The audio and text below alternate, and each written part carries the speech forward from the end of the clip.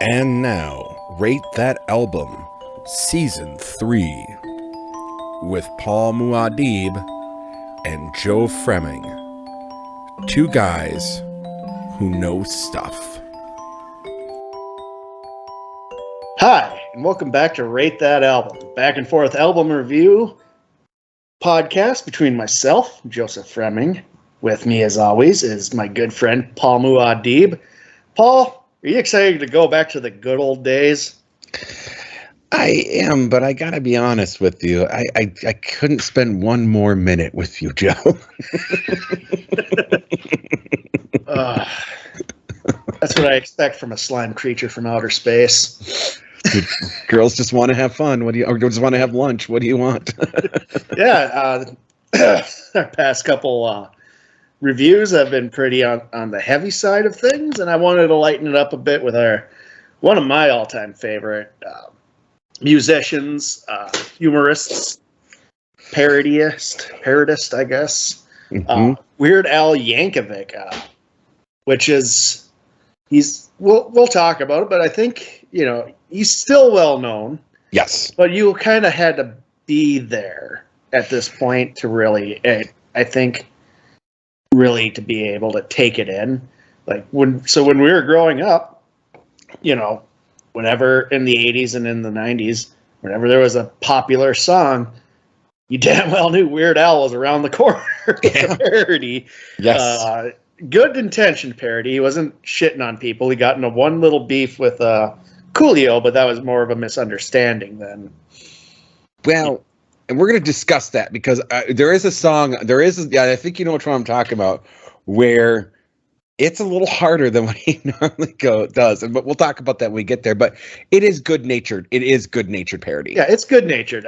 Al has a dark side, as we referenced two of his probably most fucked up songs in the intro. Originals that probably are my favorite tracks on both the albums. Yeah, I really like when Al does original music. He's kind of like a mix between. He's very much a They Might Be Giants vibe, but he's a little more twisted, which is a weird thing to say about somebody who's generally considered one of the nicest guys in music. Yeah, I mean, going all the way back to his first album, I mean, the song Mr. Frump and the Iron Lung, I mean, you knew there was this dark side to this guy, and I'm so glad that he leans into it on almost every album.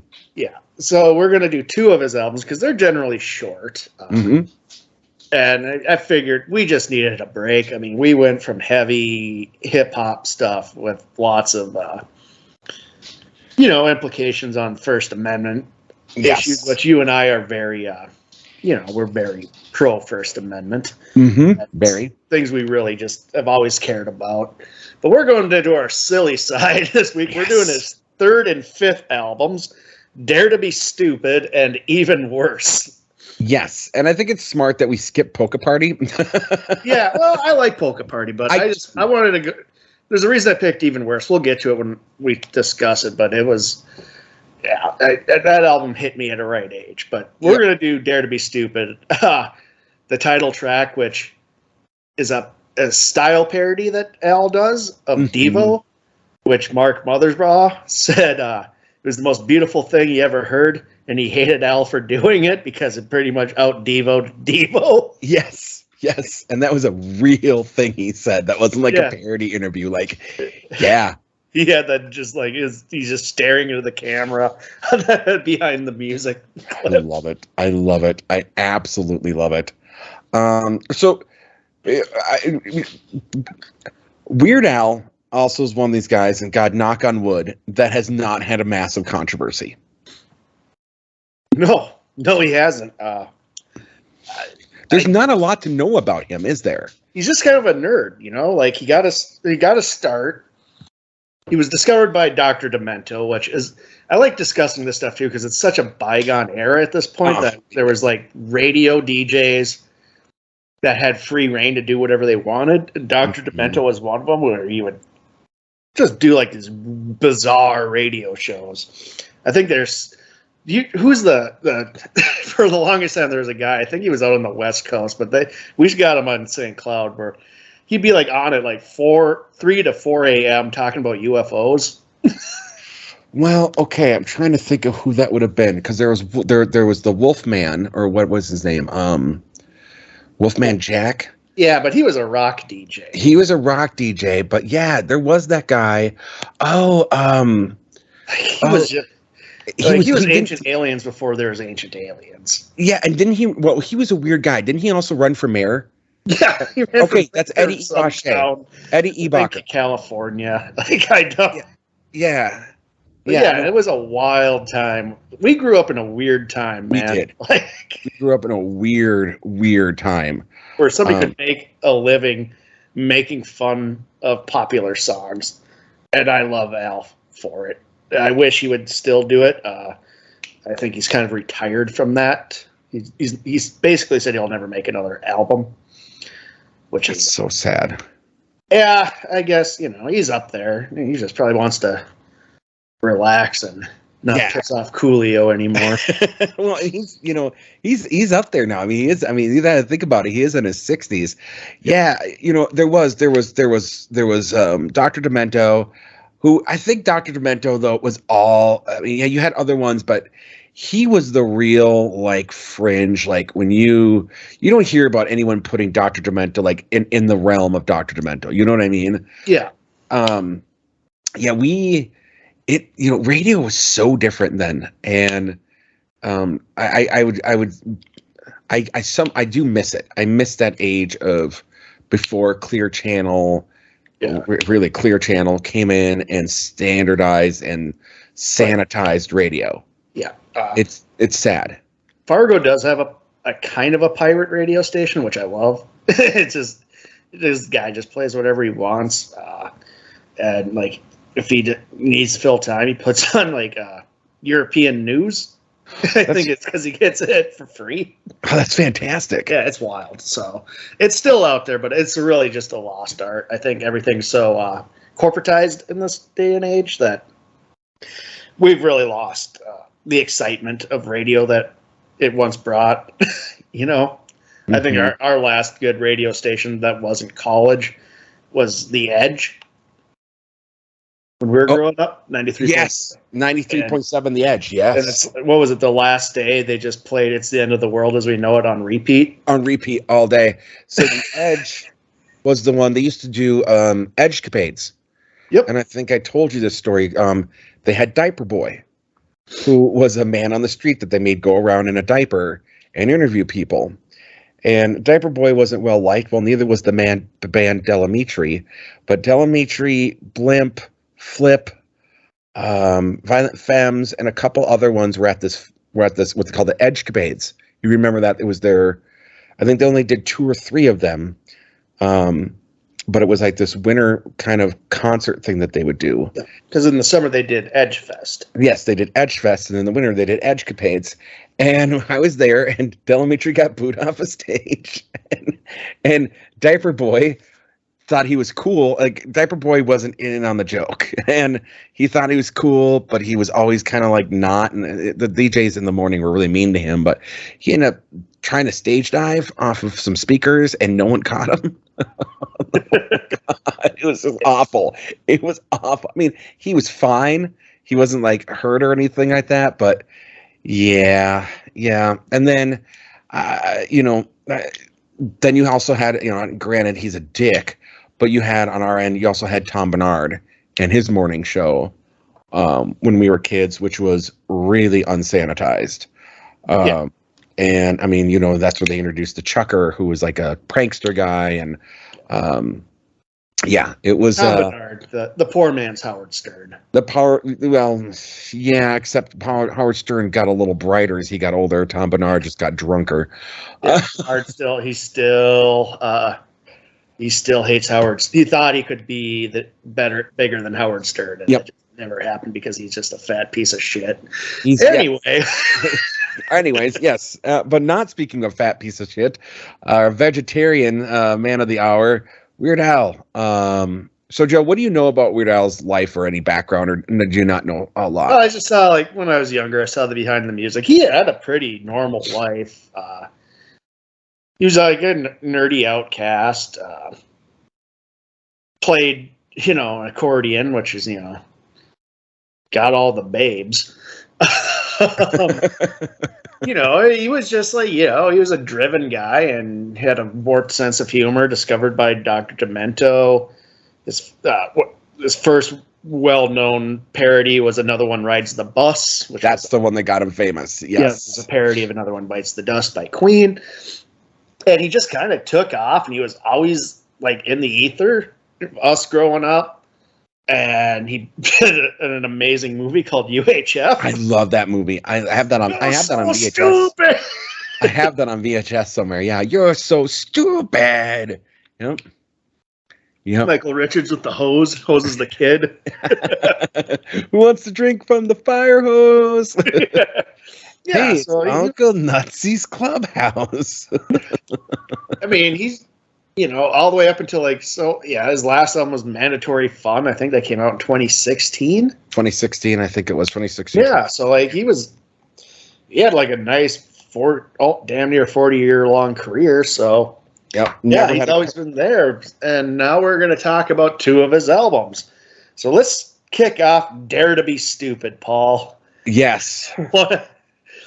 I own this. Which was the reason, because the first track on this we discussed during our last album review with Like a Virgin by Madonna. And you discuss how the production of the parody was much better. Much better.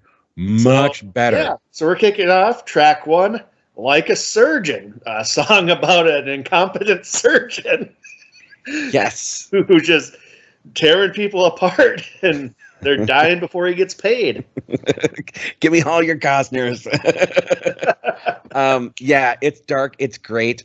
One of the things that I think people there's a couple of things there. You don't realize it, but just how much talent there actually is in a cover band like that, where they are doing things that way, and then kind of taking a song and doing things, doing those little bit of differences. They're just that. I think that even that genius in the beginning, where it's the beeping of the machine, but then the beep of the machine starts to match the beat of the music. Really well done there. Yeah, and got Rick Derringer to produce her album. Yeah, you get Rick Derringer, who also played on the album too, I believe. Was the guitarist, and I mean that's amazing. I just I wish the Like a Virgin had been produced by Rick Derringer versus Nigel Rodgers, but I guess somewhere, as we talked about in that last episode, you got to start somewhere with digital recording, and that was the start, and it is what it is. Yeah. I just want to say I own this album on tape, on cassette. Okay, I own this album on cassette. I remember getting this from the Electric Fetus as a kid, and I absolutely loved and still do the title track, which is the next song, Dare to Be Stupid. This is a phenomenal song, and I believe it was like his first real original to be taken seriously. Yeah, and it was. I like his style parodies. He did one, I think, of Nine Inch Nails too, which was really good. It's just like it's like I like his little tip of the hat songs like this, like where it's just like you could tell he was a Devo fan. Mm-hmm. Mm-hmm. Like, oh yeah. You look at their lyrics, it's very just like bizarre and anti-capitalist, and their whole theory, their whole mantra is de-evolution. De-evolution, right? That's the name. Human race is de-evolving. Yep. Which is, it sprung out of their experiences at Kent State when National Guard fired upon protesters. Mm-hmm. And so, Al comes along and he does his tip of the hat to Devo. And Mark Mothersbaugh was just floored. Yeah. Al got it and did it better than they did. And I think that's kind of the key there is people don't realize, when he's doing it, the whole thing of having that, what he did is, there's a lot of the opposites of what you expect, right? Like put all your eggs in one basket.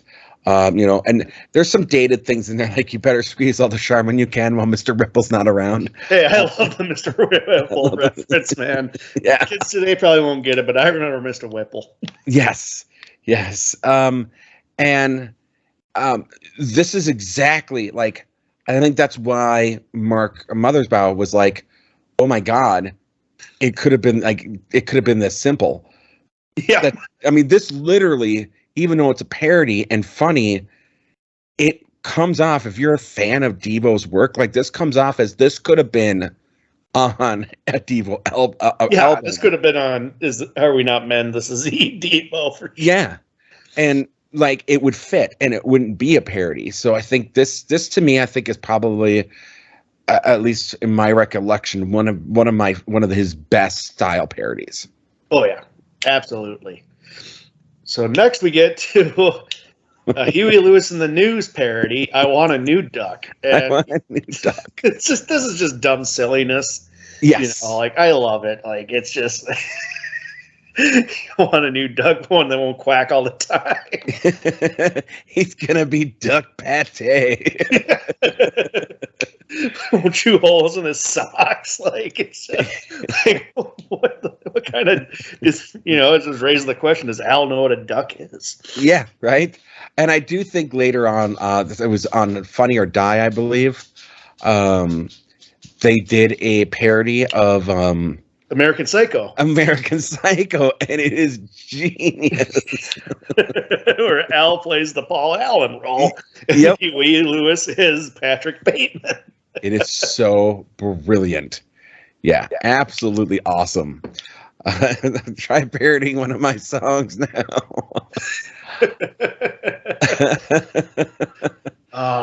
Next we get to another Al original. It's another style parody of 50s music. 1 More Minute. Oh, describe 1 More Minute. So I actually think about this here. I own this on cassette, and I was very sheltered as a child in the beginning. My parents were very, very careful about what I could listen to, what I could watch, that type of thing. And this, I remember listening to this song on like rewinding it and replaying it over and over and over and over and over because I found it just hilarious. Absolutely so. I'm listening to it in the car with my kids, and one of my kids goes, "Why is this song about physical pain? Why is he hurting himself?" And I'm like, well, this is why, I'd explain to him the song. And he's just like, every time these things happen, like, like driving to a pool of razor blades, my kids are like, no. Burned on the malt shop because it reminds me of you. It's a great breakup song, man. It is. I actually, when I was in Duluth, there's a guy who did it for karaoke when I was at the karaoke bar in Duluth. That's awesome. Yeah. There's a guy. I guess it's one of his staples. Because when he did it, there, people are going, yeah, he's so good. Like this is his best song. This is his best song. And I'm like, okay, that's the regular karaoke guy up there doing fucking Weird Al. That's awesome.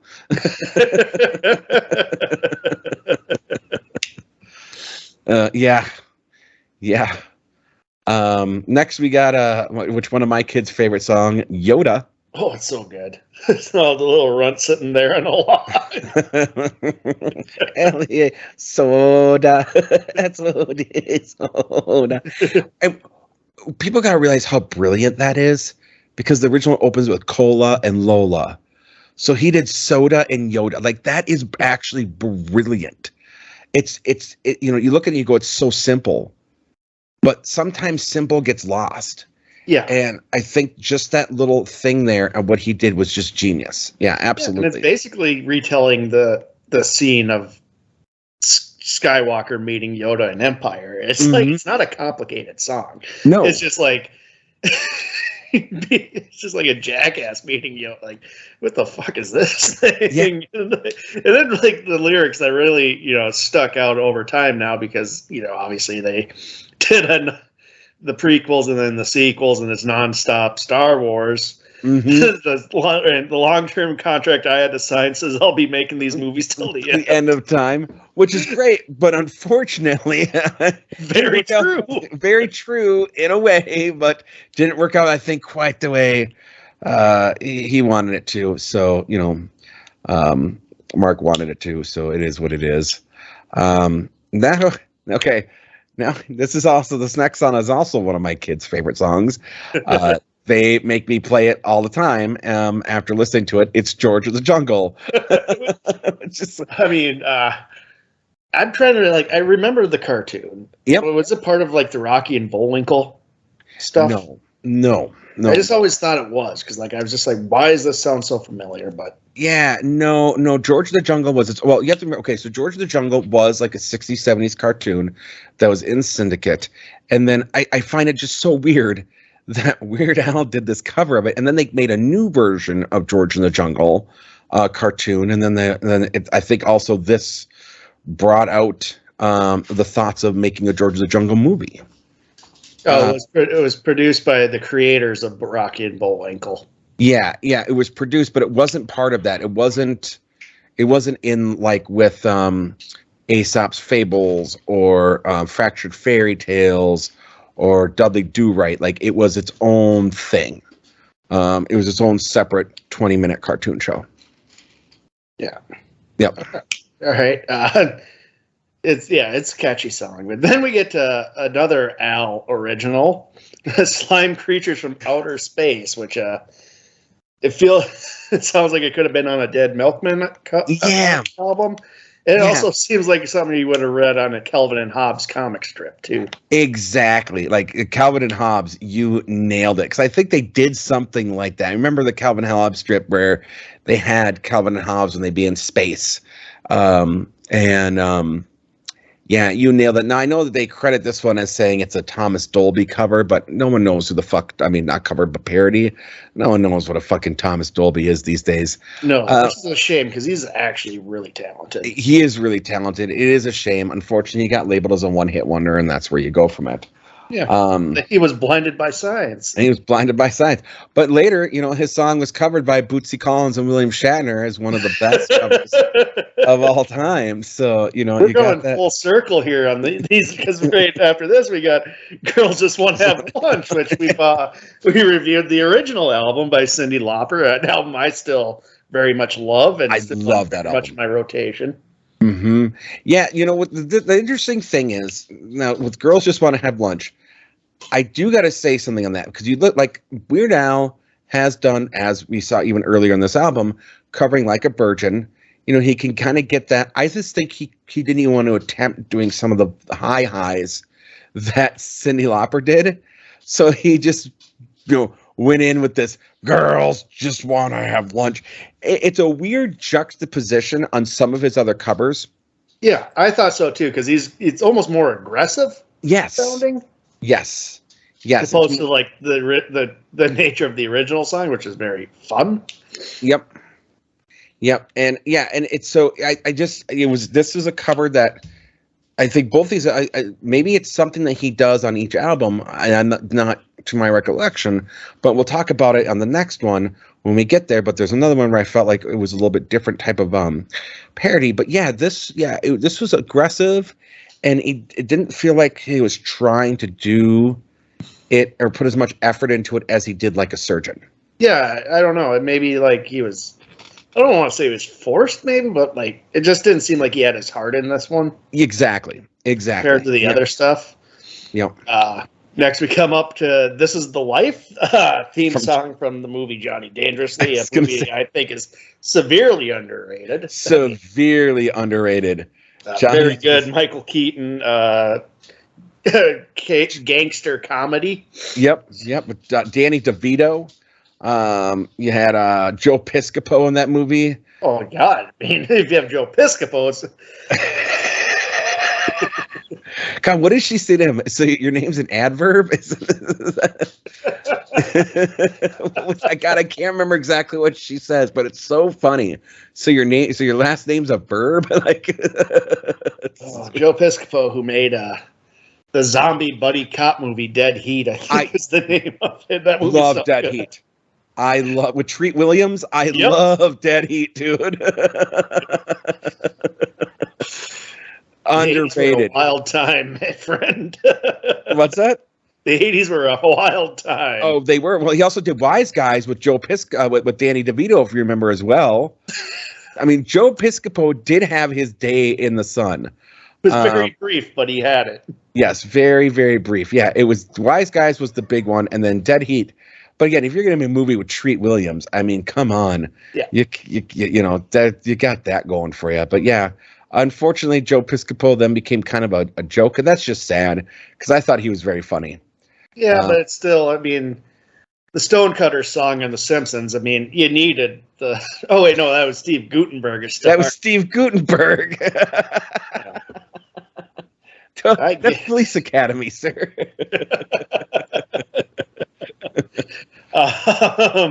Next, we have cable TV, which is a parody of Hercules by Elton John. Yep. Interesting choice. Very late era choice. Elton John. Well, no, it's from Honky Chateau. It's weird that he threw a 70s style vibe, but... Mm-hmm. Yes, but I think, you know, again, one of the things is I think Weird Al had older songs that he wanted to do still at that point. And you kind of see a little bit of that throughout some of these ones, like Polka Party, I think, had a 70s one in there. And then, you know, you get to Even Worse, and then you get Alapalooza, which you did MacArthur Park, which is an old song too. So it is what it is. I mean, yeah. I imagine that Weird Al has a vault of like hundreds of these things, and I would love to have that vault open at some point. Well, one day. And then rounding out the album, which he does every now and then on his albums. Yes. A polka medley of like popular songs at the time. My personal favorite, just because it's the era I grew up in, was on Bad Hair Day, the alternative polka. Yes. Bad Hair Day was a good one. Which one was I really liked Polka Your Eyes Out. Polka Your Eyes Out, because that had Billy Idol, REM, EMF, Metallica, Digital Underground, shit that I kind of really was familiar with. Yeah. I think that is one of my favorite ones. The alternative polka is really good. The 9 Inch Nails where they bleep out because he does Closer. Yeah, he does Closer. He does Closer. Alanis Morissette and that. Like, I really love Bad Hair Day. Bad Hair Day is what got me into Weird Al. Like, into buying his albums. That was the first Weird Al I bought. Oh, okay. Okay, fair enough. Yep, okay. I really, you know, it's phony calls, man. Just like the fact that he parodied Waterfalls by TLC. Jesus. Mm-hmm. Included a Simpsons clip in there. Right? Yeah. No, I had Off the Deep End was my first Weird Al one, was buying Off the Deep End. And then after that, Smells Like Nirvana. Yep, Smells Like Nirvana. Yep, absolutely. That's what was my first Weird Al. And then we wouldn't get another Weird Al album for a couple of years, so that I went back through the catalog. And like I said, I owned these on cassettes at the time because we didn't have, you know, when I was a kid, we didn't have a CD player. So yeah, absolutely. Yep, going to the Electric Fetus and get these ones. Yeah, I think for Hooked on Polka, I believe you had 12th Street Rag, State of Shock, Sharp Dressed Man. Yeah. When that came on, that cracked me up. What's love got to do with it? What's love got to do with it? You had the Hollow Notes in there, Owner of a Lonely Heart. You had some Twisted Sister, 99 Luft Balloons, which is the German version, which I love. German version is the best version. It is 100%. Footloose. You had some Duran Duran, Quiet Riot, and Relax. Frankie Goes to Hollywood. Yep. Frankie Go to Hollywood. Yep. And what's really interesting is he does pick risque songs. As you said, he did Closer. Yeah. For some of that. I want to beep you like an animal. If I remember one of them, I think he did. What Was it the angry? No, it wasn't the Angry White Boy polka. Which polka was it? It was Polka Rama, where he did Candy Shop. And Weird Al doing Candy Shop is hilarious. I'm just gonna say it. And then he does Gold Digger as well on that one. Like, that's another really good one. That's off of Straight Outta Linwood. Yeah. Yeah. That's another great album. All right, so now we'll go into Even Worse. Yes. The album cover infamously mocking Michael Jackson's Bad. Oh, God, so good. He has Bad, so Al comes out with Even Worse. Even worse. So this was the second Al I bought. So I bought Bad Hair Day. I fell in love with it. Like back in the, I think comedy albums are like a lost art now. Oh God, yes. Everybody's like, stand up is much more accessible now with streaming services. But back in the day, man, comedy albums it was wild. There was some really weird stuff out there, and it was great. And Al was doing it, so I bought this. And I remember I was like recovering from having I think I had fillings put in or something. So like I was not feeling well. I was just listening to this, like fucking losing my mind because it was so. Because Good Old Days came on, and I wasn't expecting that. He just brings his prom date to the desert, shaves her hair, leaves her to die.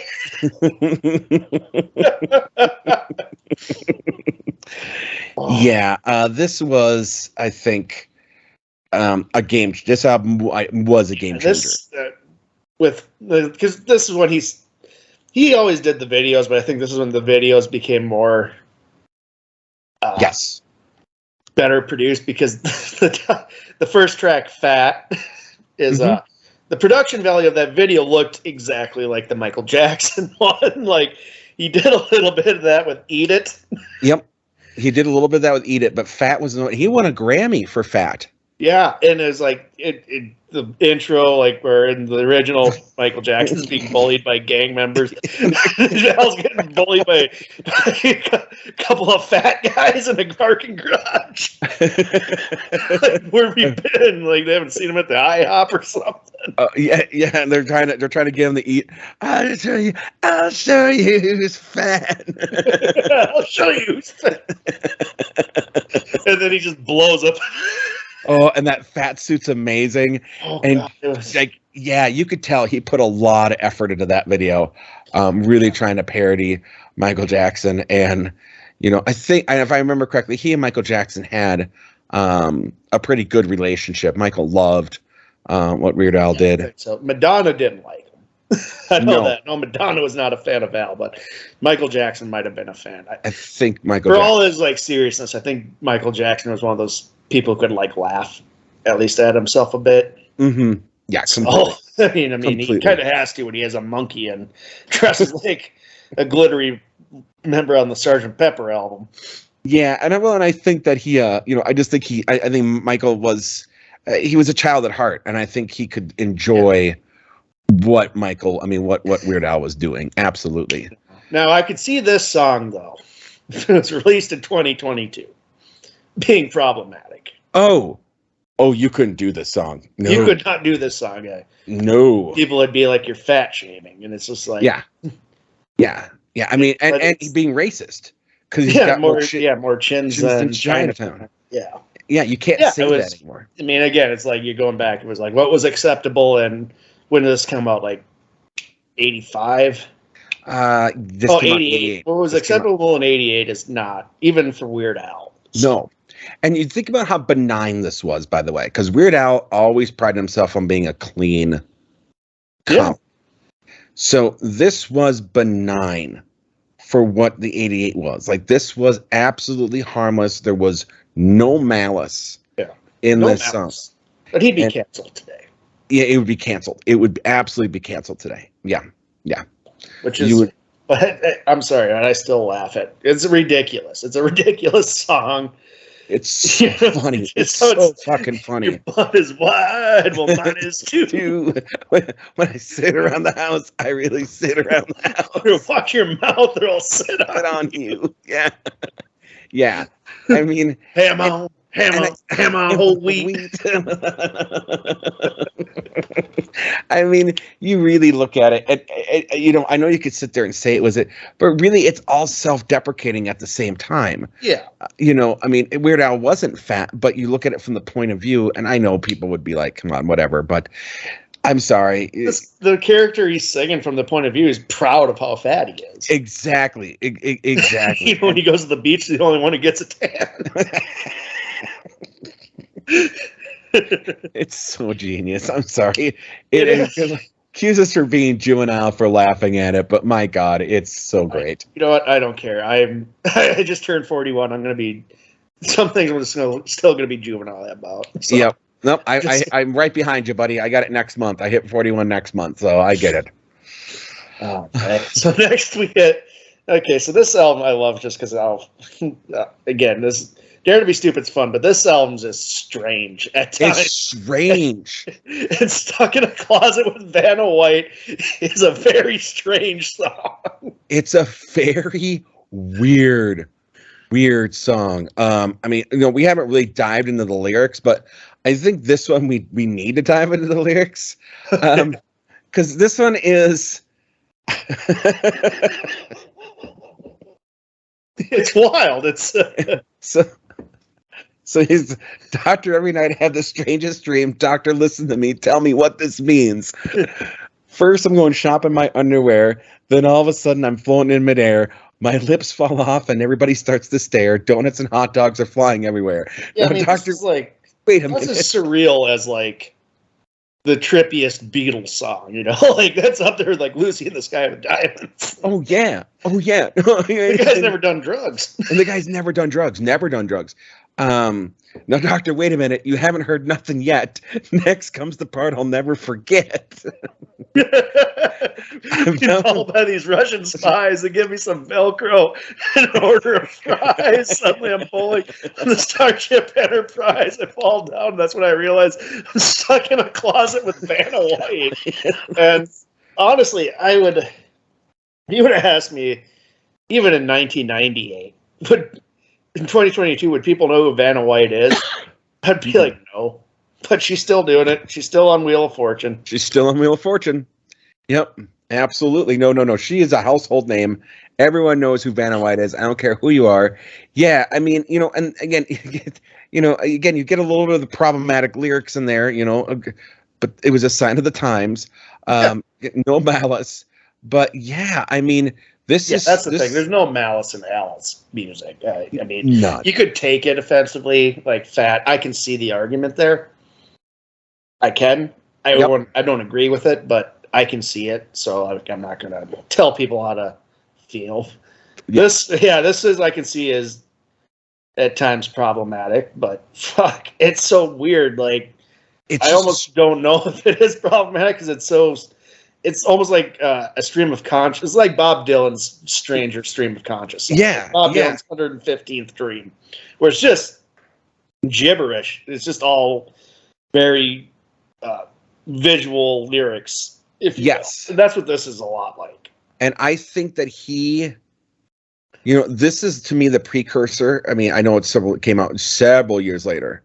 But this, I think, if you didn't have him doing Stuck in a Closet with Vanna White, we never would have gotten Albuquerque, because it's very much in the same vein, where it's just this whatever weird shit I can imagine we're going to put in there. And the fact that this is an original song, like just original style, original everything, it's great.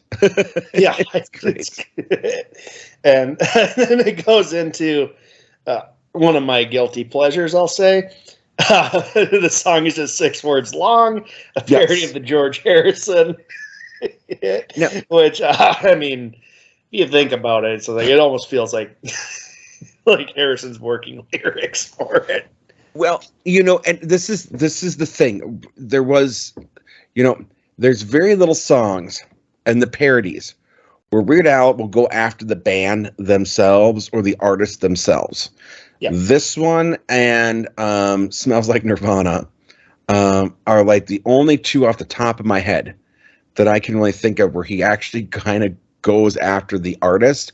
And this is the one I was talking about where I was like, this is not just a parody. This is a jab at George Harrison, who, by the way, can fucking handle it. Yeah. But I mean, it really is poking fun at the fact that it is a song that's devoid of lyrics. And that was it. It wasn't just Weird Al who said this. Like, this was something that critics at the time called out for it as well. Which is, and here's the thing. Harrison was not a bad lyricist by any stretch of the imagination. The guy wrote really great songs. Mm-hmm. It's just in the 80s, he had a hit with a very vapid single that got sued. And eventually he got sued for the song. Oh, I didn't know he got sued for this one. Yeah. Harrison got sued for Got My Mind Set on You. It's because the chorus matched some older song from the 50s, I believe. But yeah, he got sued for No, I thought that was Hallelujah or whatever it was. I thought that was a different song. Nope, it was this. It was this? Yep. No. Yeah. No, I can't be. No, because it was a different one. No, it was My Sweet Lord that he got sued for. It was My Sweet Lord. It wasn't, because that was the copy of He's So Fine. This one was just a vapid whatever. Yeah. I think, I could be wrong, but I thought it was My Sweet Lord was the one that he got sued for. But I could be wrong. I could be absolutely wrong, Joe. I don't know. Either way, this song is vapid as fuck. So. It's vapid as fuck, and Weird Al's making fun of the fact that it's vapid, which is again a little different than what he does typically in his parodies.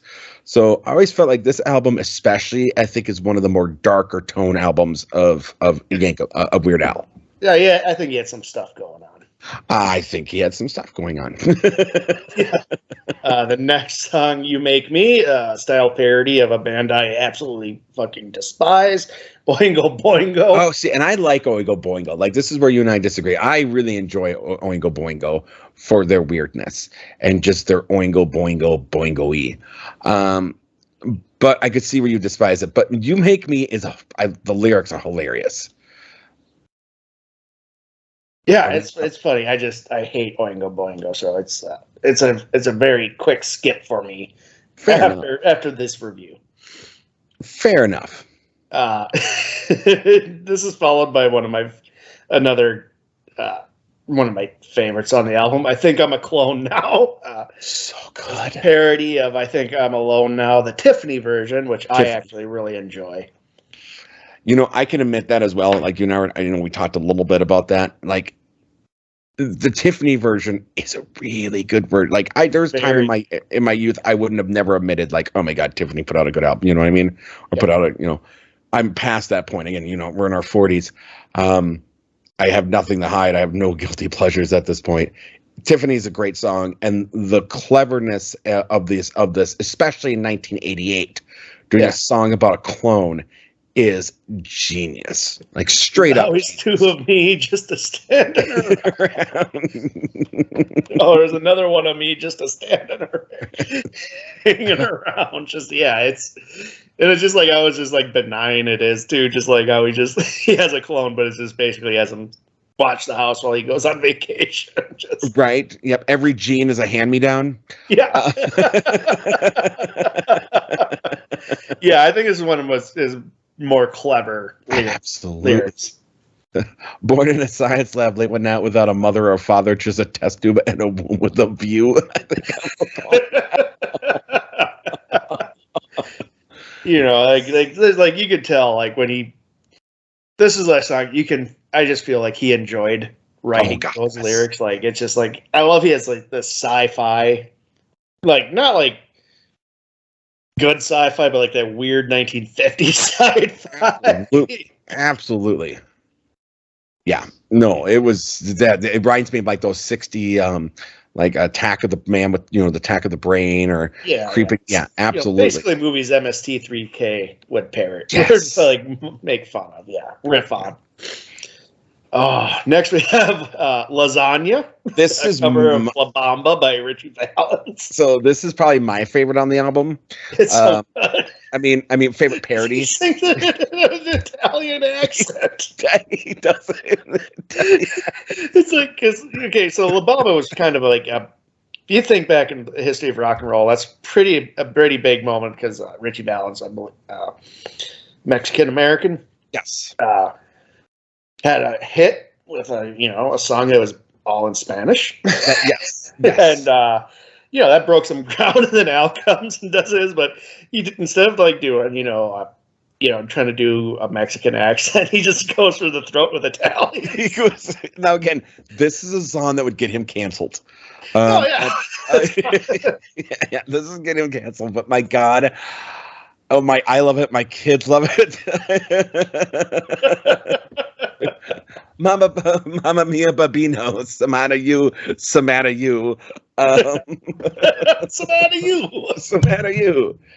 you. Can you hear me? Yeah. Oh, I lost you.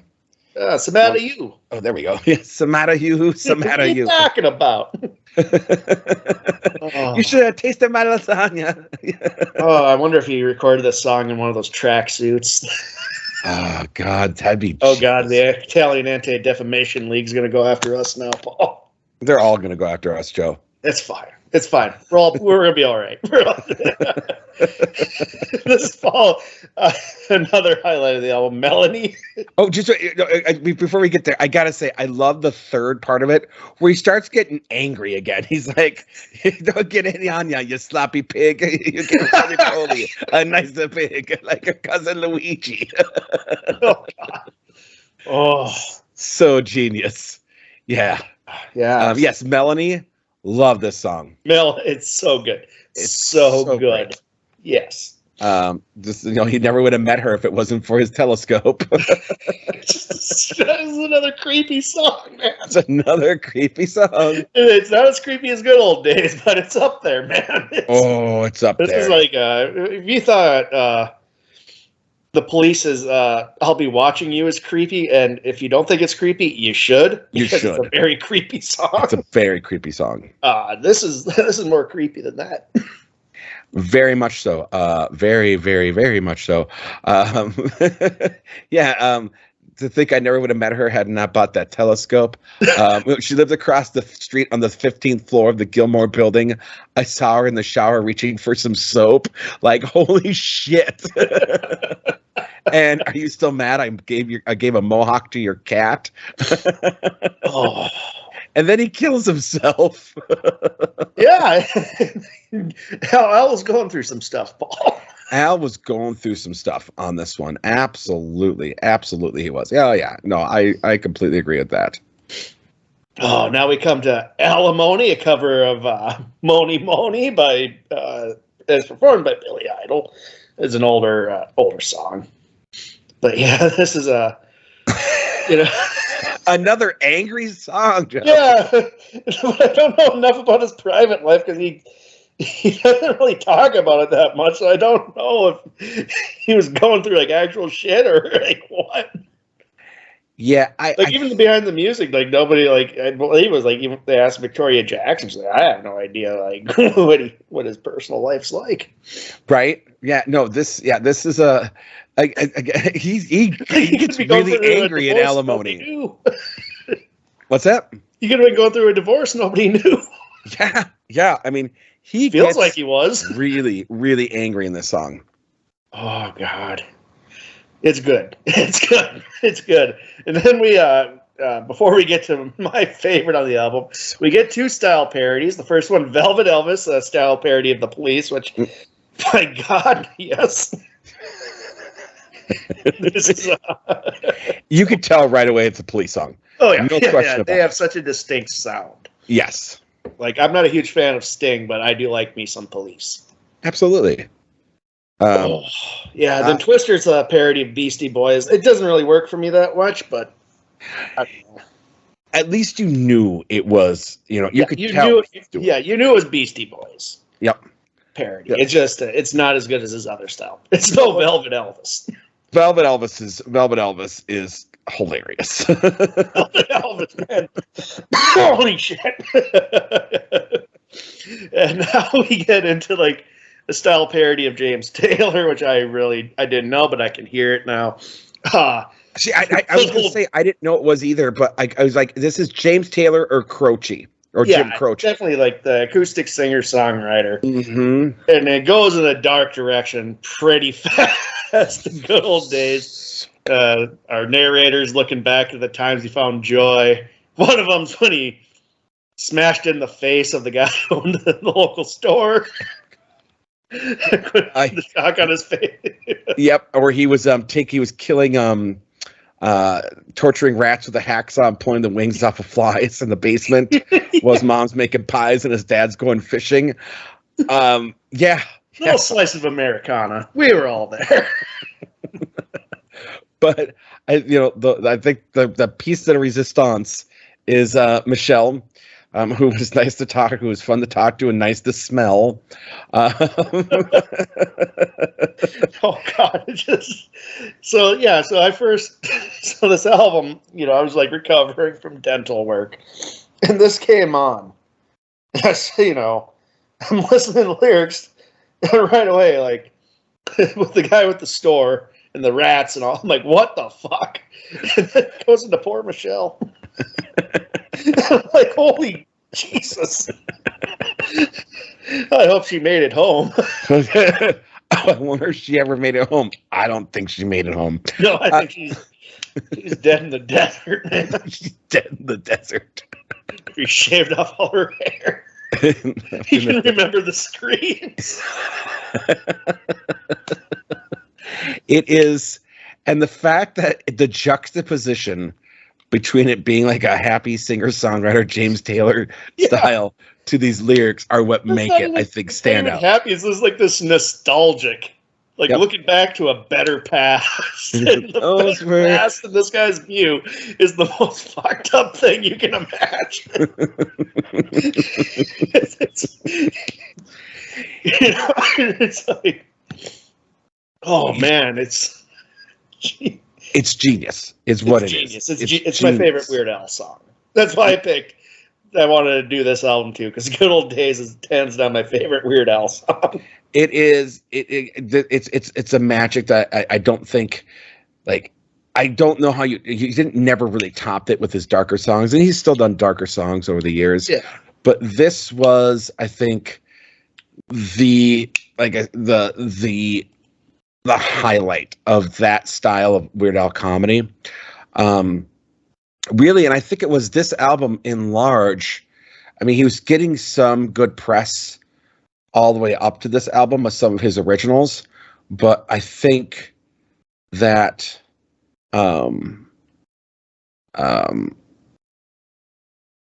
that this is the one that really they said that, hey, this Weird Al actually is a standalone artist as well. Yeah. And this album went platinum. Absolutely. And it should have gone platinum. I think people need to realize just how popular Weird Al was. And like how unassuming it can be for like a kid like me recovering from dental work and hearing Good Old Days. And my world's turned upside down. It's like somebody just handing you a copy of American Psycho. Like, here's a book about a yuppie and a bunch of endless lists. Oh, there's some messed up things in between. Well, and I guess, so I'm that with Melanie, he said that he had several verses that he would only sing to his friends that he was never planned on recording, and he described Good Old Days as if we got to see if Charles Manson and James want to write a song where James Taylor and Charles Manson were collaborating, and I think he nailed it. Oh yeah, he knocked that out of the park.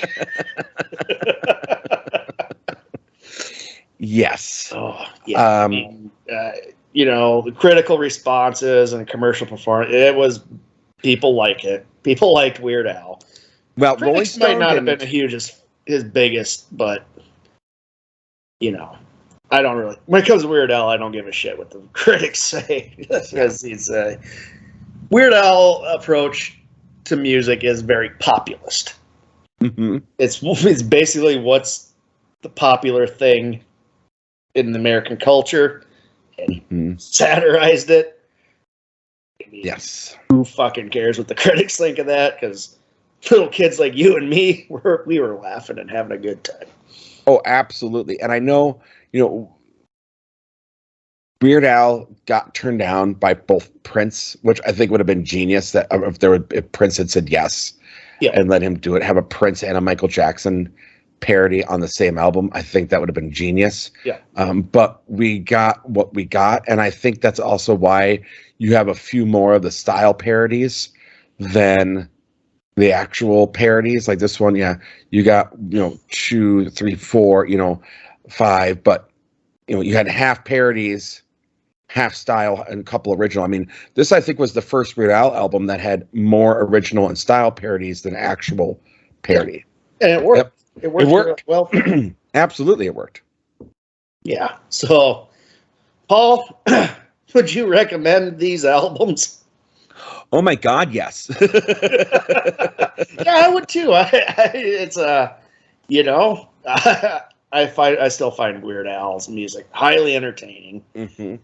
Very easy to go back and listen to again, and just kind of, and part of it's nostalgia because I grew up. I mean, everywhere people every time there was a huge hit, Weird Al was around the corner with a parody. It's just from Michael Jackson to Madonna to fucking Nirvana, Coolio, Presidents of the United States of America, Eminem. Yeah, absolutely. Biggie, Lord, Puff Daddy. I loved his Lord. Oh, Foil. Foil. Yes, genius. And actually, Coolio over the years has apologized to Weird Al, and said, "Hey, you know what? I was being that was my ego. I look back and be like, anyone would be honored to be parodied by Weird Al, and I was just too much about myself." So I do give Coolio a little bit of credit for being able to come down from his high fucking horse. I do too. Gangster's Paradise. that song was everywhere. Yes, and that was huge. But the memorable part of that song was basically ripped off of a Stevie Wonder song. So it's not like he was a great songwriter or anything. He just. Yes. People forget that there was the basically a ripoff / sample of Stevie Wonder on that song. Yep. Yeah, the chorus is. I forget Stevie Wonder song, but yeah. Yeah, I forget what it is too, but I know it. I know it if I heard it. And one thing I will say that I did enjoy with this, especially with my kids, is going through and playing these versions and them laughing to it and then explaining to them this is a parody and going back and playing the originals. So they could kind of hear some of that. And, it kind of opened them up. I think I do enjoy doing it that way, being able to not only introduce Weird Al to my kids that way, but also to introduce them to the songs that were being parodied. Because for the most part, the songs that he was parodying were big songs at the time. Yeah. And some of them have stuck through. I mean, Alimony still gets played on classic rock stage. I mean, Moni Moni gets played. La Bamba gets played. Tiffany doesn't so much, but that's just because pop music. That's tends to be the pop music. I know Huey Lewis in the News. I want a new drug. Yep, absolutely. People know Lola. That's still played. Yep, absolutely. You hear that opening chords on Yoda, you know exactly what song he's parodying. You know exactly what song he's parodying. Yeah. So no, absolutely. I'd recommend that. I'd recommend most of Weird Al. I think everything's work. Especially if you're into music and you really enjoy music, I would imagine you've already know who Weird Al is. You're doing those things, but if you haven't, I think you're really missing out. Even going back to his first album, him doing Making Fun of Mickey by Tony Basil, Joan Jett, Tom Petty, The Knack, Queen, some really good stuff on there. Yeah. It's not mixed well because it's really was low budget for his first I think album. another one rides the bus. He recorded it in a bathroom stall. Yes, it was recorded in a bathroom. Yeah, it was. No, you're right. It was recorded in a bathroom. Yeah. Yeah. So yeah, his production value. And I also want to point. He asks artists. He does. If it's okay, and he asks them. He doesn't have to. Parody is. It's under the Supreme Court ruled parody and satire are protected forms of speech. So he doesn't have to. He didn't have to give them songwriting credits. Correct. And he did. If I remember correctly, you have to still pay for the royalties to access the song. But once you've done that, you can. I mean, you compare like. If you bought the royalties and then redid the song, like that's a different story. Yeah, but still, you can still do a parody. And yes, you can do a parody of any song because you're not going to get the rights to a song. That's owned by the labels. Yep. So, but it's protected speech. Yep. It might be that they have to get co-writing credits. I think that might be what. That's maybe what I'm thinking. For the royalties, they get songwriting credits. I'm not sure if that's 100%, but Al seems like a stand-up enough guy that he would have done it anyway. Yeah. But yeah, So the fact that he would go, and that's where the Coolio thing happened, where his people reached out to his people, and that's where the misunderstanding is because Coolio apparently didn't know, like his agents or whatever, like yeah, that's fine, and then when he was caught off guard. Yes. And he was like, and then he was asked when he just won a Grammy for Gangster's Paradise. And he was pretty mad because, it's like, and Al felt bad. Yep. Al felt awful. So bad he brought poor Michelle out into the desert, shaved off all her hair, left her to die. That's how bad Al felt about that, Paul. Yes, and some of the, I mean, and I want to go back, and a lot of the people that he does parody, they are in on it. Again, Mark Knopfler, was on Money for Nothing. Yeah. So you gotta understand that some of these people, they really, really, he tries to keep it good natured. Yeah. And fun and where there's no malice in what he's doing. No. I'll always love the story that Kurt Cobain said he finally knew that Nirvana made it when Weird Al did a parody of their band. Exactly. Now, one thing I do want to say, and I think you remember this because you and I were stealing music from the same place on Napster. There were so many fake Al parodies. There was so many fake Weird Al parody. Yeah. Yes, that people were throwing them on there as Weird Al purposefully on the metadata in order to get people to listen to it, in order to try and get, some of their parody music out there or some of their joke songs out there. Yeah, absolutely. Yeah, which, it got out there, but then everybody thought that was Weird Al. When they found out it wasn't Weird Al, then they stopped listening to those songs because there's also name recognition, and there's trust with that name recognition. Yes. So if I listen to Al, I know that there's certain things that I know that since he's a stand-up person, he got the okays for this. That's where, you know what I mean? Like, that sort of thing. Just, I think that's more important to people than a lot of people assume. Yes. As a matter of fact, I remember getting some songs, and I was like, oh, that's a Weird Al song I don't know of. I don't know, because I was different when I was using SoundCloud, when I was using Napster and BearShare and all that stuff back in the day. I was looking for, song. I have such an eclectic, thing of music that I wasn't going for the new stuff. I was going for the old stuff that I didn't want to buy. You know, I didn't want to go back and buy, you know, some of these 60s, 70s songs that I was like, you know, I could get them on the radio, but I would rather just have them. Like I was getting a lot of Neil Young, Talking Heads, you know, that type of thing. And Weird Al was one of them. And there was a Weird Al song, or one that was attributed to Weird Al, and I was like, this can't be real. It wasn't great. Like, it wasn't that good. Yeah. But you're exactly right. When I found out it wasn't Weird Al, and I was like, oh, it's not a Weird Al song? Oh, man. I realized something. I'm like, man, like, that actually made me take a step back, and I went, I like this song that I didn't like because it said it was from the person that I like. Yeah. Like, it made me really think about how I enjoy things and being more critical. I think that really, when I became critical, was because of exactly this scenario. This opened my eyes up to, like, the critic world of being like, don't like something just because it has someone's name on it. Yep. Yeah.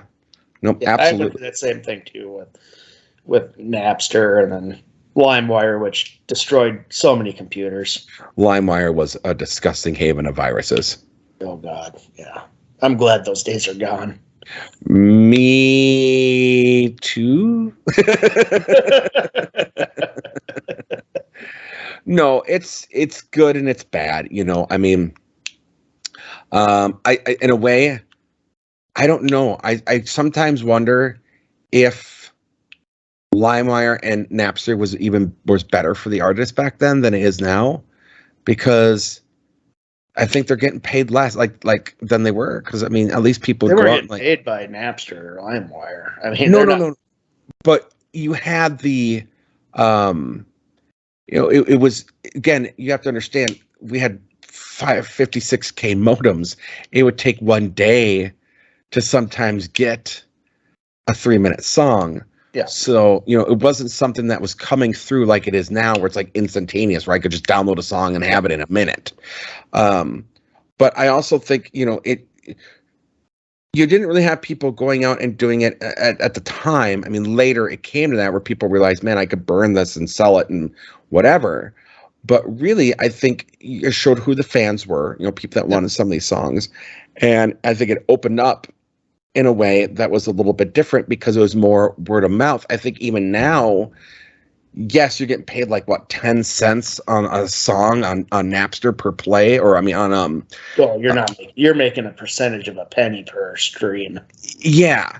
And you're not even making a full penny. You're making like 1/10 of a or 1/100th of a penny per, like there's no, the only people making money off of streaming are labels and the streaming services themselves.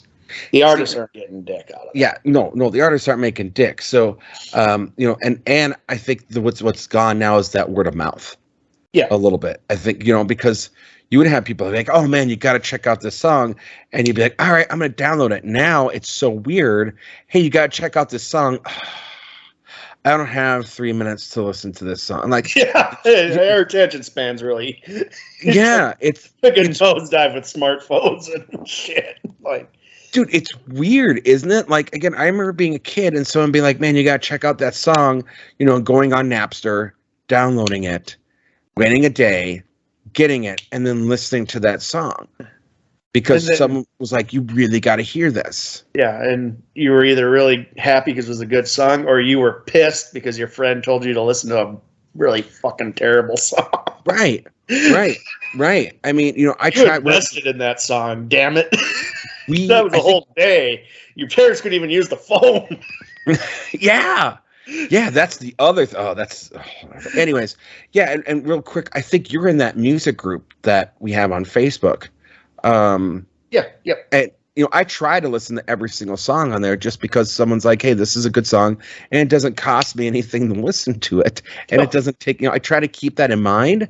But man, I'll admit, there's some things when I look at it, I'm just like, no, I don't even want to attempt it. Yeah, no, I'm the same way, man. Like, I have friends that'll like forward me music, and I'm just like, you know what? Nope. Like, and I don't know why. I'm the same way. I don't know why. No reason. Yeah, I don't know why, but I'll do it. You know what I mean? The older I get, the more I turn into Larry David, man. Like, I'm not going to listen to that. Why? I don't want to. Yeah. Yeah. Why? What do you mean, why? You just don't want to fucking listen to it. I don't want to fucking listen to it. So, buddy, I know I haven't gotten things in. Well, let's just skip the plugs here, Paul. Yeah, let's just skip the plugs here. We're still on hiatus. So. Yes, we're still on hiatus, so that's good. We'll skip the plugs. So, Joe, aren't you going to ask me what we're going to do next week? Oh God, Paul. I know what we're doing because you told me when you visited.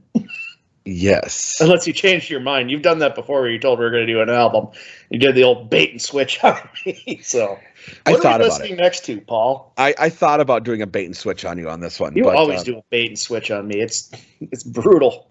But the reason why I'm not is, as we talked about last time, which is I've been meaning to get to this, and then we went on our whole controversy kind of trifecta.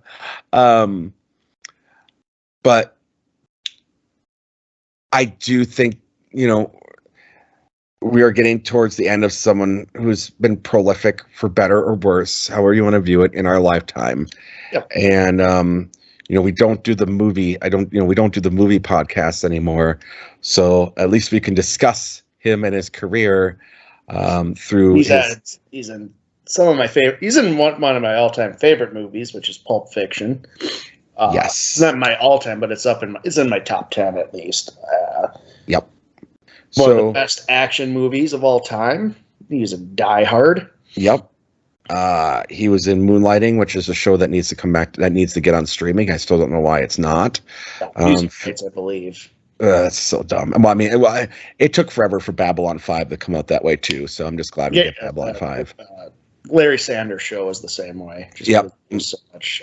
They had so many original bands on there. Oh, sure. Yeah, that makes sense. So yeah, we're gonna do Bruce Willis's kind of parody. It was more like a tribute, though, wasn't it? It wasn't really a parody. It's like his tribute to. In a way, he took himself serious. Like, if it was a parody, he was not in on the joke. No. Okay, so there's a joke there.